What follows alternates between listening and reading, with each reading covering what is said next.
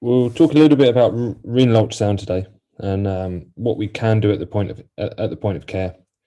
A little bit about how we're going to do that scan, how we're going to use it, some of the key things that we look for, and then I'm going to hand over to Karl, who's going to take you through a medley of cases.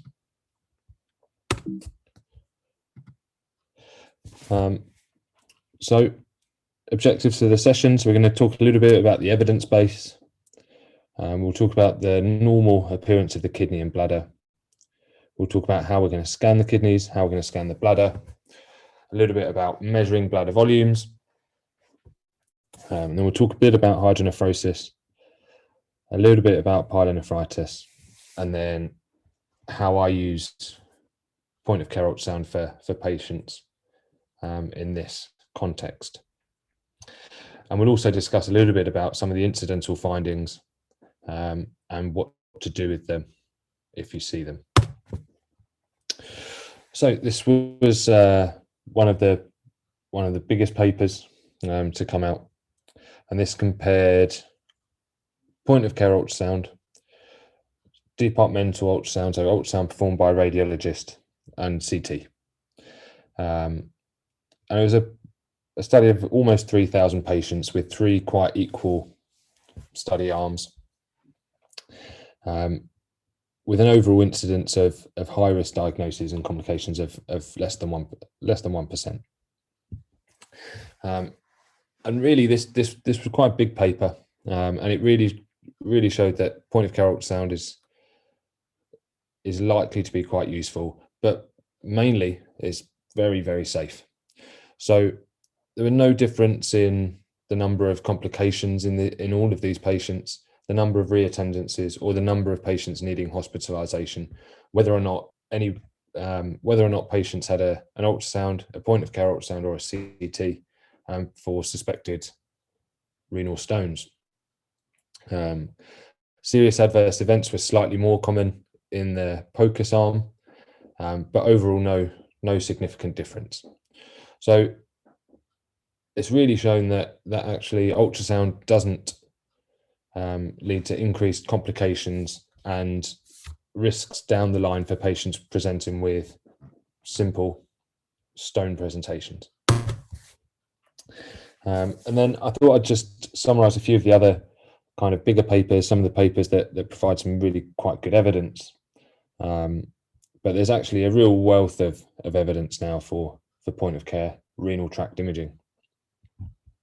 So looking at hydronephrosis now, so this is the thing that we're going to look for as a secondary effect of renal calculi or urinary tract obstruction. And what we know is that it's a quite sensitive scan for point of care ultrasound is quite a sensitive scan for hydronephrosis, but slightly less specific. And this is a paper from 2018 of, I think, around 700 patients with ultrasounds done by emergency physicians and compared to radiologists. And actually the sensitivity was very, very similar, 80% versus around 85%. And although point of care ultrasound was not very specific, it became more specific as the degree of hydronephrosis increased. So, and that's quite important, because if you think the patients that we really care about are those with downstream complications of a renal tract obstruction. So those are the clinically relevant patients. And actually our scan is highly sensitive, highly specific for moderate and severe hydronephrosis. And the mild hydronephrosis, as I say, is less clinically relevant. So these are patients that end up having no complications or serious adverse events. And then there's, I think, quite a nice study. This is a much smaller study, but coming out of the UK and done by Acute Medics. I think this is in South London, if I'm not wrong. And this was a study of patients looking again for hydronephrosis on the ambulatory medical unit.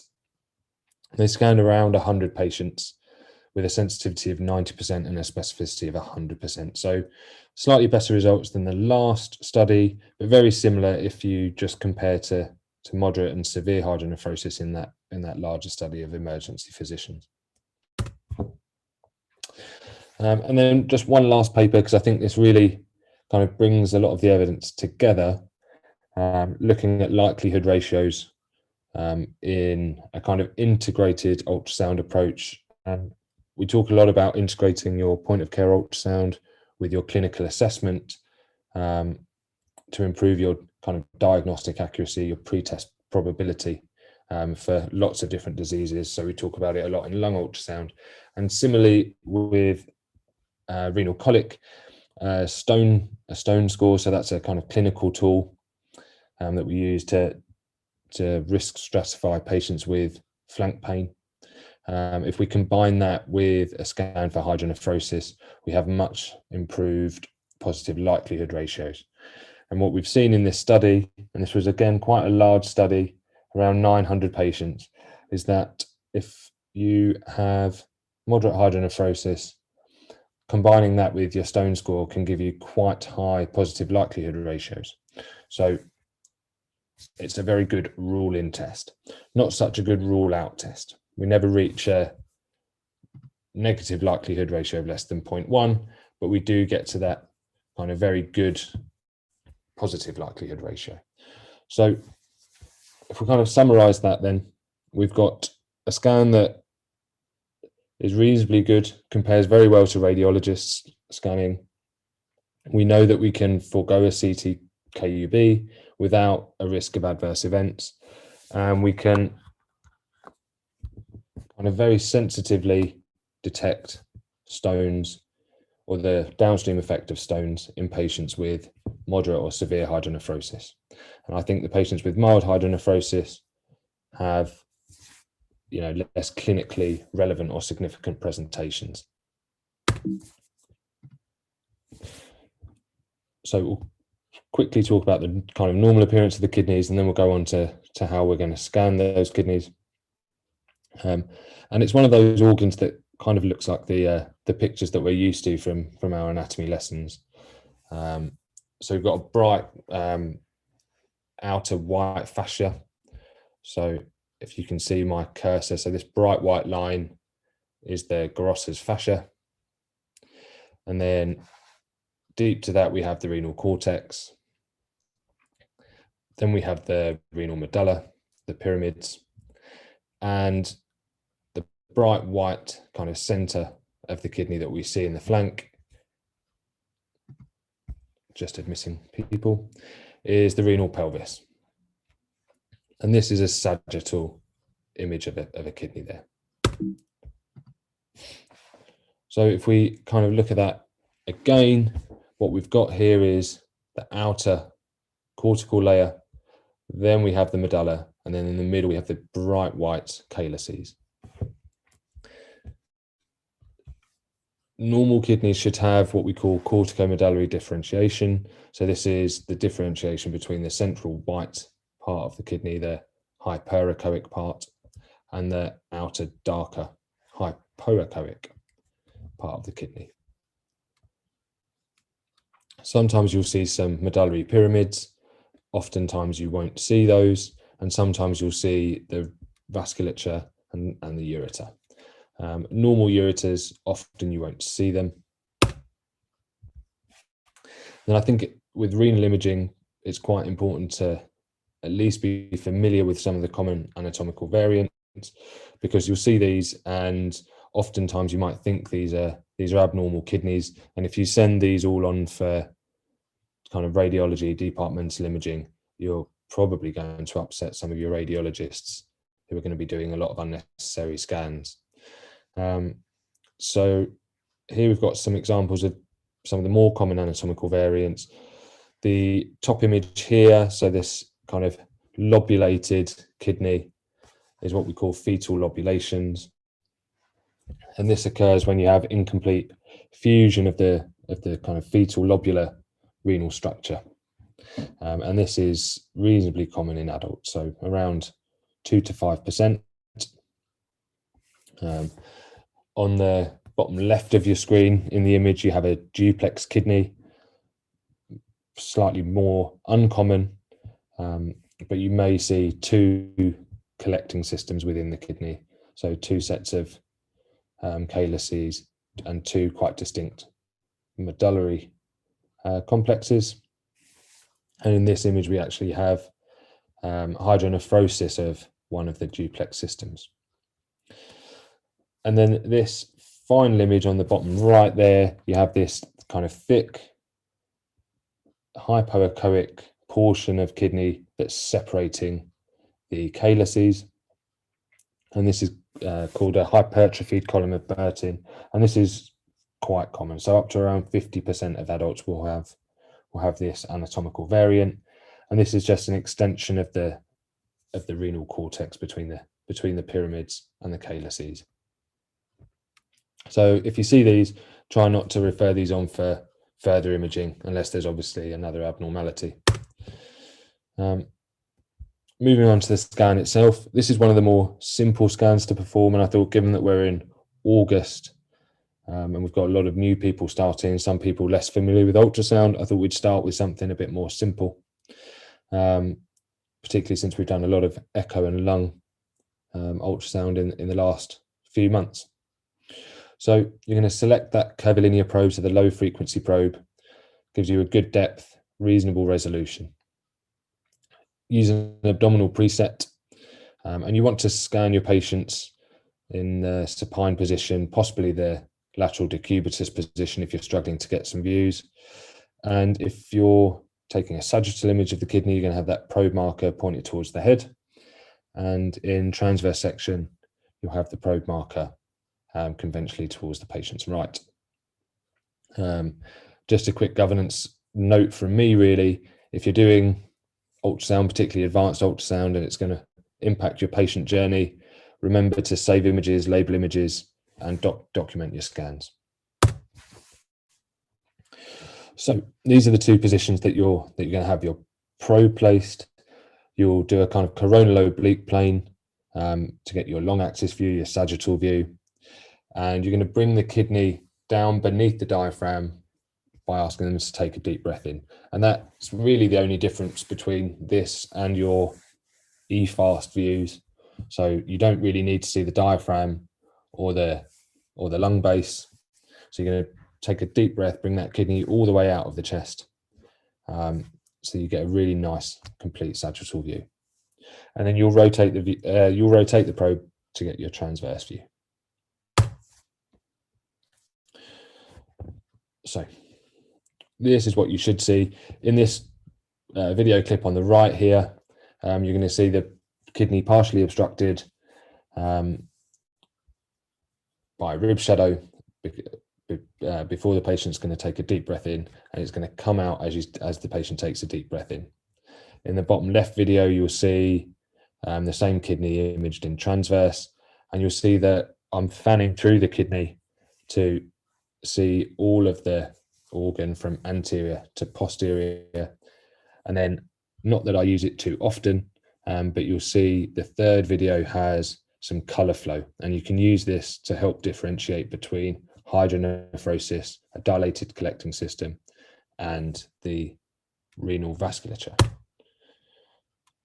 So there's the deep breath in, brings that kidney away from the diaphragm, and we've got almost all of that kidney in at the end of the clip there. I think I've cut the clip a bit too short. This is the same kidney in transverse, and you can see that I'm just fanning through from anterior to posterior. And in that third video, we see normal renal vasculature, and there's no other anechoic structure within that. So that would be a case with no hydronephrosis. Moving on to the bladder. So this is a view that you should all be quite familiar with. Timo will definitely be familiar with these images. These are his from his level 1 sign-off.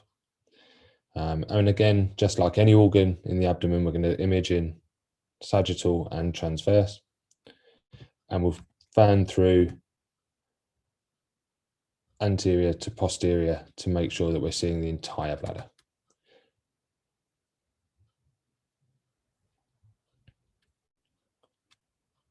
I haven't spoken very much about measuring kidneys. I don't think measuring the length of kidneys really has a role in the emergency department, but sometimes measuring a bladder can be quite useful, particularly if you've got a broken bladder scanner or a missing bladder scanner, and often the bladder scanner is absent without leave, I think. So you want to take 3 measurements, an AP measurement, a transverse and a sagittal measurement, and that's just with your kind of ordinary linear measurement marker on your machine, and you're going to need to multiply it by a coefficient. So it's the three measurements multiplied by a coefficient, and that coefficient can vary between 0.52 and 0.82 depending on the shape of the bladder. So bladders can have different shapes. They can be cuboid, triangular, ellipsoid, and all of those have a slightly different coefficient. But as a kind of rule of thumb, if you use a coefficient of maybe 0.6, you're going to get a pretty accurate bladder volume measurement. So that's the kind of normal kidney, how we're going to scan the kidney. And then the thing that we're most often looking for is hydronephrosis. And like we've said, emergency physicians are pretty good at detecting hydronephrosis. And we'll just talk about the kind of appearance of various grades of hydronephrosis. There's a few classifications in the literature that you might come across, but there's a lot of controversy about using different grading systems, such as the SFU. And that's because we're pretty poor at agreeing between ourselves the various different grades. And I think sticking to a system where you're just talking about mild, moderate, and severe is clinically more relevant and likely to be more reliable between all of us. So in mild hydronephrosis, you just get a dilatation of the renal pelvis, and then in moderate hydronephrosis, you may get dilatation of the renal pelvis, of the minor calyces, and a obliteration of the medulla. And then towards the other end, severe hydronephrosis, you'll start getting dilatation of the major calyces and cortical thinning. So that hypoechoic cortex becomes much thinner, and you lose that corticomedullary differentiation. This is pretty easy to detect. A system where you just use mild, moderate, and severe has pretty good inter-rater characteristics. This is the SFU, and as you can see, that's got 5 grades, and then there's the Onans, which is a 4-grade kind of system. Both of those have pretty poor inter-rater characteristics. Here's some images then, just to go with that schematic that we've shown earlier. So we've got dilatation of the renal pelvis in these first 2, and then we're starting to get some dilatation of the minor calyces in that 3rd image. And then we can see that kind of bear claw dilatation of the major calyces and a really quite thin cortex in that kidney there. You may see a stone. We're not really looking for a stone necessarily. We're looking for the complications of stones when we're looking for hydronephrosis. Not necessarily stones, but any cause of renal obstruction. If you do see a stone, it will be like any other calcified body part or a stone in the gallbladder. So it'll be very anechoic, very bright, reflecting all of that ultrasound beam back to the probe, which will give you that posterior acoustic shadow behind it. So this is a stone here at the PUJ, and we're seeing a posterior acoustic shadow. You may not see the stone itself, but if you put color flow over areas where you expect to see a stone, you may see what's called the Twinkle Artefact, and that is shown here in that picture on the right. So this is a stone at the VUJ. We've put the colored Doppler box over the VUJ, and the composition of the stone essentially results in multiple reflections of the ultrasound beam and this very characteristic Twinkle Artefact.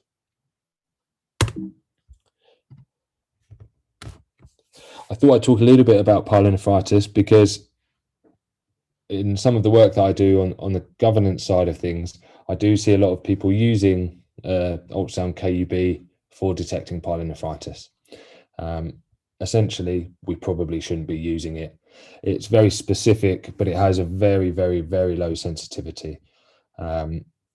We've got a couple of examples here of pyelonephritis where you see an echogenic portion of the kidney, but pyelonephritis can also have a mixed echogenicity, and it can also be quite echo poor. So there's lots of cases where we will miss the diagnosis if we're relying heavily on an ultrasound. Perhaps if you work abroad, then you may come across contrast enhanced ultrasound. And as you get more advanced, you may use power Doppler over your kidney. And both of those techniques can increase your sensitivity and specificity. But as a kind of general rule for the jobbing PoCUS emergency physicians, I would say probably not to use PoCUS just to look for pyelonephritis. I think it's quite useful in kind of undifferentiated abdo pain or sepsis, but if you're trying to have a confirmatory scan for pyelonephritis, it's not that useful. So just to illustrate some of the things I've said with a couple of examples, I will not dwell on this too much. So this first case, we can see the cortex there in the right kidney. We've got an anechoic dilated renal pelvis, anechoic dilated major and minor calyces, and we see the same on the left kidney. In this patient, we've also got quite a large bladder, and we've got a central structure that we can see within the bladder that's of a soft tissue density, with calcification seen in the long axis view. And this is a enlarged middle lobe prostate. So this is a patient with severe bilateral hydronephrosis, an enlarged prostate, and essentially presented with a quite severe metabolic acidosis, hyperkalemia, but with the diagnosis at hand, just needed a catheter. And we can measure that bladder volume there, just like that. So in that first case, we've seen severe hydronephrosis. In this case, we see moderate hydronephrosis. So you might think that's quite subtle. And here you see a dilated anechoic ureter, and you see dilatation of the renal pelvis and the minor calyces. Different to that first image, you don't see that cortical thinning. You've got a pretty normal cortex, pretty normal corticomedullary differentiation. This is the two compared. So on the left, we have the severe hydronephrosis. On the right, we have the moderate hydronephrosis. And I think when you see them together, when you start doing a lot of scanning, you'll realize that they're quite easy to differentiate, I think. This final case was a pretty difficult image of a kidney to get. And we've put a bit of color over there just to highlight what this anechoic structure is. So this is a pretty round, well circumscribed, simple cyst within the kidney. A couple more cases of simple cysts. So simple cysts will always be anechoic. They're going to be round. They're usually going to have less than 2 septa, and lots of people have these. Behind the kidney here, you see the bright area. So you've got posterior acoustic enhancement as the speed of that ultrasound beam changes. Again, very much like those normal anatomical variants, try to avoid referring these for repeat imaging, because you'll be referring an awful lot of patients to your radiologist, and then they're not going to be happy if you're just referring a whole load of simple cysts. However, if you're in any doubt to what you're seeing and you've got any concerns, of course, get some more imaging, refer it back to the GP. If you see something like this in the bottom image, so something that's cystic, that's echogenic, so brighter, similar brightness to the medullary complex in the middle, then this is something you definitely need to refer. That's much more likely to be a malignant lesion. And any anechoic cysts that have more than 2 septae are complicated cysts, and again, much more likely to be malignant. So anything that's echogenic or has multiple septa, refer those for repeat imaging. This is just one final image from a case, and this was a patient with an incredibly difficult urethral catheterization, and this is the inflated balloon within the bladder, and that was just for catheter confirmation, which can be quite useful. And I did once come across a patient who ended up having a CT for suspected colovesical fistulation, who had just been catheterized into the rectum. So perhaps check your catheter if you're not seeing the right stuff come out, or just learn how to do a catheter. So coming towards the end, I thought that I would talk a little bit about how I would use point of care ultrasound. I've already said that I wouldn't necessarily use it for pyelonephritis.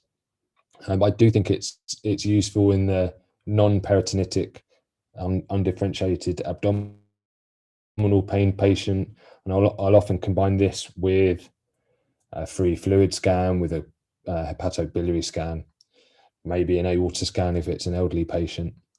And I often will do a point of care renal ultrasound in patients with undifferentiated sepsis, looking for hydronephrosis as a possible cause of sepsis, so that kind of obstructive uropathy. Quite useful out of hours if your hospital is not using, if your hospital is not doing CT/KBs overnight, and you can just risk stratify patients that you might otherwise admit for observation, analgesia. If you don't see hydronephrosis, you can send them home, bring them back for a scan another day. And then we often used KUB in our practice to scan repeat attenders, and Karl will have some cases of, I think, repeat attenders in his talk that's coming up, and we'll often use them in young female and pregnant patients with non-concerning flank pain that we're trying to avoid excessive radiation. And then finally, those patients with abnormal renal function or an acid-base disturbance, like that patient whose case I demonstrated earlier with the high pressure hydronephrosis from prostate disease and who'd presented hyperkalemic. Lots of people think about using it as their kind of first line imaging tool for suspected stones, and I think this is quite a safe thing to do, as the evidence suggests, and it's probably a useful thing to do in the young typical presentation patients, but I wouldn't necessarily use it as a first line in all patients with suspected calculi, not least because elderly patients are much more complicated, often have an alternative diagnosis found on a CT/KUB. But urologists, I mean, they do need a confirmed diagnosis, and they often use the CT/KUB for surgical planning. So try not to eliminate the CT/KUB from your practice. There's no heroics when it comes to ultrasound KUB, I think. And then don't forget your incidentalomas. And this is a patient, as you can see, from early this morning, 3 o'clock this morning, presented with right flank pain and was 6 months pregnant. So don't forget your incidentalomas. Try and do a little bit of reading around normal variants, different types of incidental findings, so that you know how to manage them and refer them on for further imaging if and when they come up. So that's the end of my part of the session. I'm going to hand over to Karl shortly, unless anybody has any questions, burning questions. That was great, mate. There is a question from Gokul in the chat. Do you want to ask yourself? Oh, Gokul's microphone's not working. He asks, in pregnant patients, how do you interpret the HUN and use it for decision making? Do they normally have some grade of hydro without stone? Now, I'm not one for acronyms.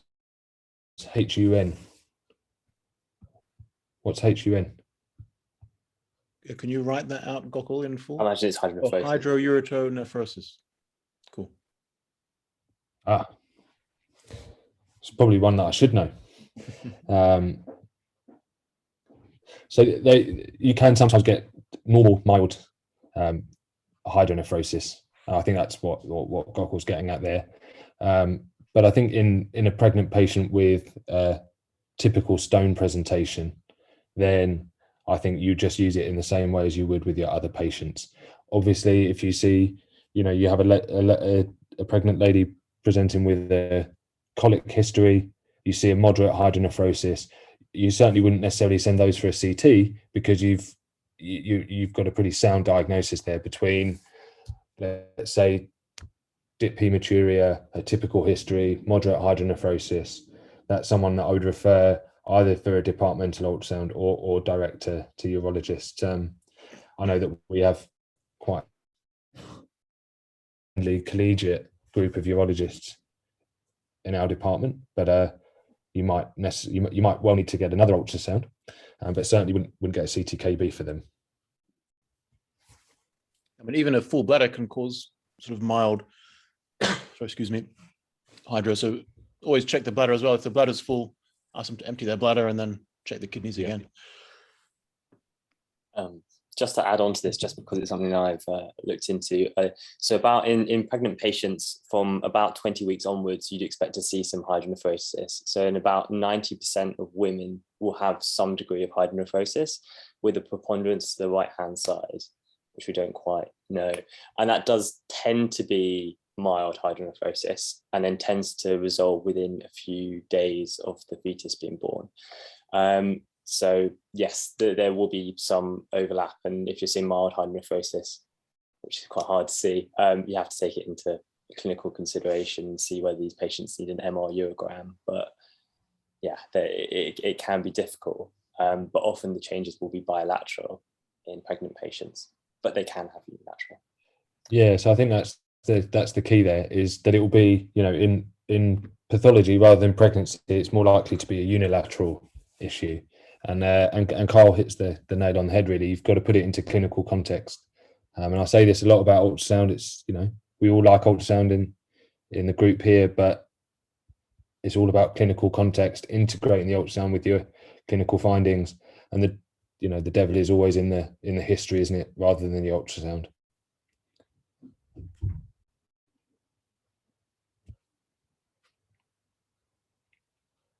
Cool. Karl, do you want to take us away? Mute myself. There we go, and let me just load those up. Oh, is that okay? Everyone's seeing that one? Yep. Perfect. Okay. So just to introduce myself, my name's Karl Chopra. I'm an ACCS trainee from West London, but formerly was the ultrasound clinical fellow working alongside Ashley in Homerton. I've got a PG cert in point of care ultrasound, looking specifically at KUB. So this is sort of, I guess, my bag. So I thought we'd deliver a couple of cases in a bit of detail to really sort of drive home the use and the utility of point of care ultrasound in the ED. So I'll take them away. So the first case was a young lady, a 36-year-old woman, who presented in the early hours of the morning, about 2 o'clock in the morning, with a slow onset of right-sided flank pain. She denied dysuria and fevers, and really was a medical blank slate. She had no past medical history, no drug history. On examination, she looked pretty rough, with some right renal angle tenderness. Her initial observations were normal, but she did spike a fever in the couple of hours that she was in overnight over ED. Her initial investigations showed that it looked like an infective process.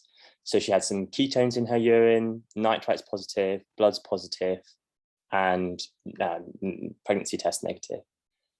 Her blood tests to go along with this mirrored this kind of picture. She had raised white blood cells with neutrophils of 15 and of no renal function diagnosis. So already you can see that with the urine, sort of your diagnostic thinking is completely going down a pyelo way of thinking. The doctor who saw overnight was a bit concerned because there was something about the onset of the pain was fairly rapid, and the fact that she didn't have any dysuria fevers made a little strange, but still thought it was pyelo. And so we decided to do a point of care ultrasound there to have a look in a bit more detail.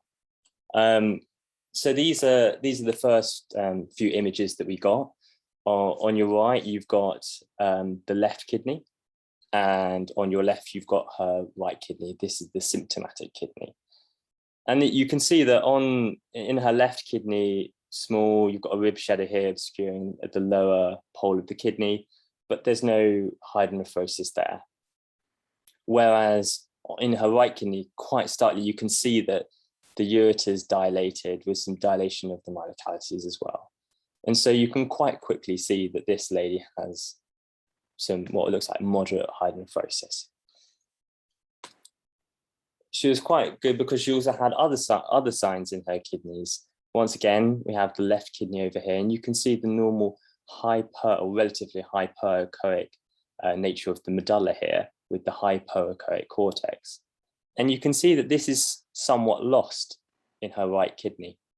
And this is one of the few ultrasonographic signs for pyelonephritis.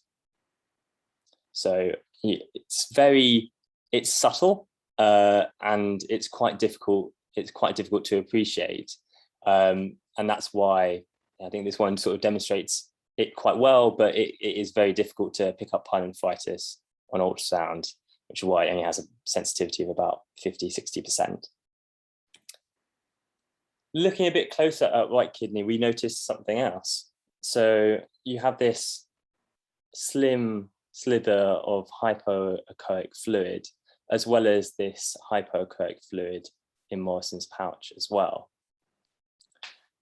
So we wanted to have a look, complete the scan. We had a look at her bladder. This is a transverse image through at the lower portion of her bladder. You can see there's a little puff on this power flow Doppler on the left-hand side, which was not present on the affected side. And this is shows that there's some degree of obstruction. I've got an image. This is a still image of this lady, and this is a video of a normal ureteric jet where you've got bilaterally flow, which is timed together. Both ureters open up and allow a bit of urine out. So in this patient, there was no flow in her right side kidney. So putting all these things together, we have a lady who has got signs and symptoms of pyelonephritis. She's got signs of right-sided obstruction with marked hydronephrosis and fluid in her abdomen as well. And putting these together, you start to think that whether this obstruction has caused a rupture of her ureter, which is why she now has fluid in her abdomen. So we decided to not just refer her to the medics and just let her languish on a medical ward for a short while. She got her IV antibiotics immediately, and then she went on to have a CT scan. This is an image from her CT scan. You can see down here at the bottom, you've got the offending stone there and causing a bit of swelling. You can see the hydronephrosis, as well as the fat stranding around the kidney and a bit of free fluid. So in this case, you can see that there's very good concordance with the ultrasound findings and the CT findings. The CT confirmed that she had an infected, obstructed stone, which had caused a rapid increase in pressure in the kidney, which then led to a rupture at the weakest point which is up here in the calyces, and cause that fluid to go around the kidney and the fluid to form in her abdomen. So, as I said, she was not sent to the medics. She was discussed with urologists and then was immediately transferred for an emergency stent. And this is a good sort of case to see how, by performing a PoCUS in a patient who actually clinically you're not really thinking has a stone. I think this goes back to what Ashley was saying, and what was really shown with the stones trial, is a patient who is clinically very low likelihood of having a stone. If you do find some findings on PoCUS, then it immediately changes your management. And these are going to be the patients who have, who you have the biggest win with. So I think I'd be quite an advocate of ultrasounding some rather dubious cases of abdominal pain, just in case there was some hydronephrosis, because then it would mean that you manage these patients quite different. And in this case, this patient had a good result. She actually became quite hypotensive, and the fact that we managed to get her out while she was still stable to a center which did have that capacity was a big win. And my slide's working. I think as an ED doctor with a suspected ureteric calculus, you get quite focused in your mind. You have a CT KUB, and then either you admit them or discharge them. And I think that it should be a bit more nuanced than that. That for definitely some patients, your young patients, your pregnant patients, your reattenders, that we really shouldn't be relying on that CT KUB, and that we could use the skills that we have to manage these patients better. So, and definitely with the consensus status, which went out a couple of years ago with urologists and ED physicians, there's definitely some patients who we are mismanaging by arranging a CT KUB.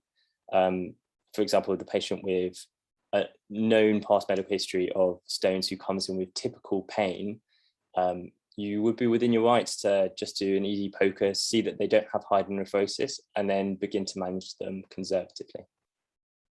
The other patients Ashley's touched upon, but definitely reattenders who you already have a diagnosis with, it's worthwhile to scan them. Now, this is a very, very rare case of a calloceal rupture, but it does happen. And this was another case which happened only a couple of months later. This was a young man who had come in, was diagnosed with a 6mm stone, and then had reattended with worsening pain. And we can see that he's got his hydronephrosis, which was there on CT scan, is resolved, and now he's got fluid around his kidney, forming a urenoma, and you can see it on longitudinal here. And you can see that this is a longitudinal view of his bladder. This is his bladder, and over here you can see that there's free fluid around his intestines. So in this reattender who wouldn't have otherwise got a scan, doing a scan showed that he did have an abnormality, and this guy was also admitted and had an urgent stent and treated appropriately with antibiotics. So there are some wins out there, and we'd be good to use the scan, at least initially. Moving on from Ureteric Calculi, this is another patient, a 44-year-old man who presented with rather non-specific symptoms. He had shortness of breath, fatigue, and weight loss all over the past 6 weeks. He was from Nigeria, a background of hypertension for which he was on amlodipine, but otherwise very fit and very well. And quite immediately, you can use PoCUS to narrow down your thinking. His initial investigation showed that he was acidotic. So with a metabolic acidosis with respiratory compensation, and also was very hyperkalemic with ECG changes as well. So we know that there's something going on. It's most likely something to do with his kidneys, given that he's got a high creatinine. And so using PoCUS to augment your initial investigations in the ED can really expedite people's management, and that's what we did. So we had a look at his kidneys. This is his right kidney, And you can see the moderate hydronephrosis, which is affecting there, so dilatation of the calyces there in the ureter. This was mirrored on his other left kidney. Looking down at his bladder, we can see that there's a loss of bilateral ureteric jets. So both of his kidneys are acutely obstructed.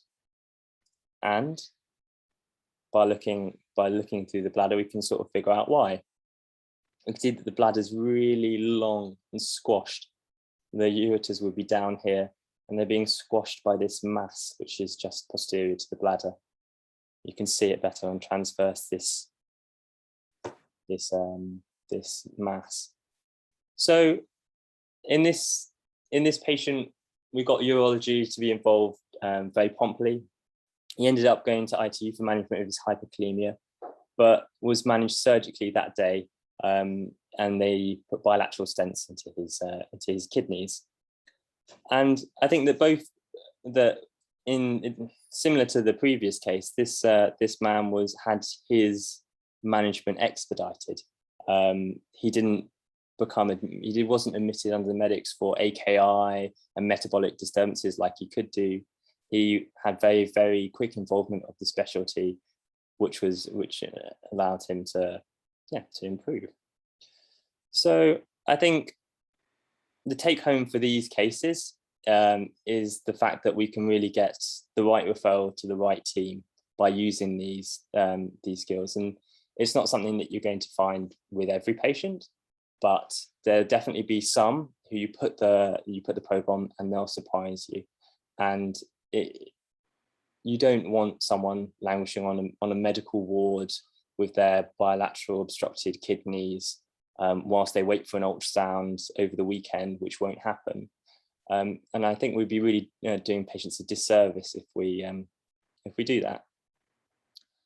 So a couple of interesting cases, but they're definitely out there, and the only way to find them, and the more you scan, the more you find them.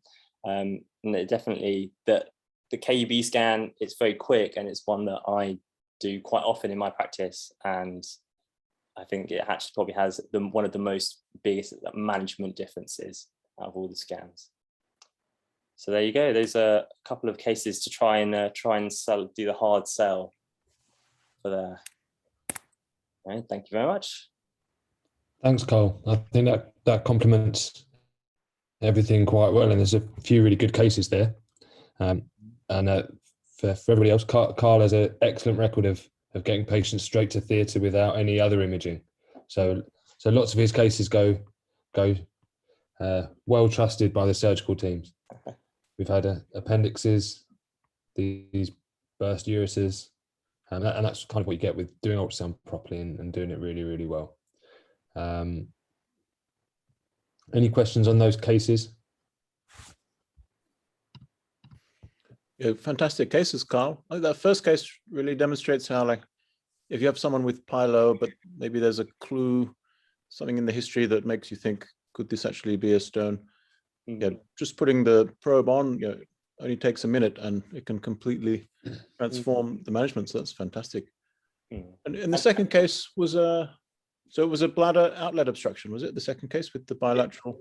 So yeah, it was bilateral ureteric obstruction. So not in retention from a lower urinary tract, but and that's I think that's happened 2-3 times actually in the past year, and so not common, but you're definitely going to be expediting those people's management by about a day by referring them to urology rather than the medics. And these are big wins.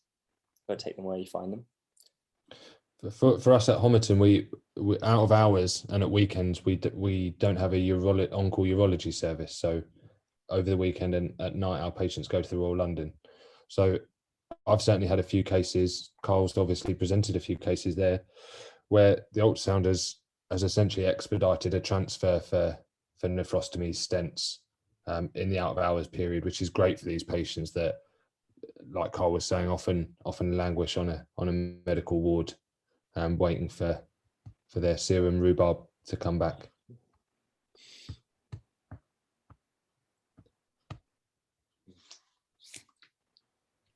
Yeah, great. Thanks so much, guys. Really nice cases as well, Carl. Thank you. I think this is a really easy scan, and like Carl said, you get some good wins, and it's a really good entry level scan that you can all get to grips with quite quickly, and it is very useful. And I know that Chris, one of our fellows this year, is looking into a kind of ultrasound KUB renal stones type project, and I think could be quite interesting, quite exciting. Maybe we'll update with that in a year's time on the online teaching. We'll transfer Carl out for Chris. Yeah, we can do an updated 2022 version for next year's. No, great cases, Carl. Thank you very much. You're missed in the department. Unfortunately, now they're just left with me when they haven't got Ashley. So Devastating. I've got a whole exactly. I've got a whole. They're in good hands. I think Chris will have to manage. What can we do? Yeah, exactly. There you go, Sal. Sal's in space here. Absolutely. But Carl, very well done. Thank you. And Ash, of course.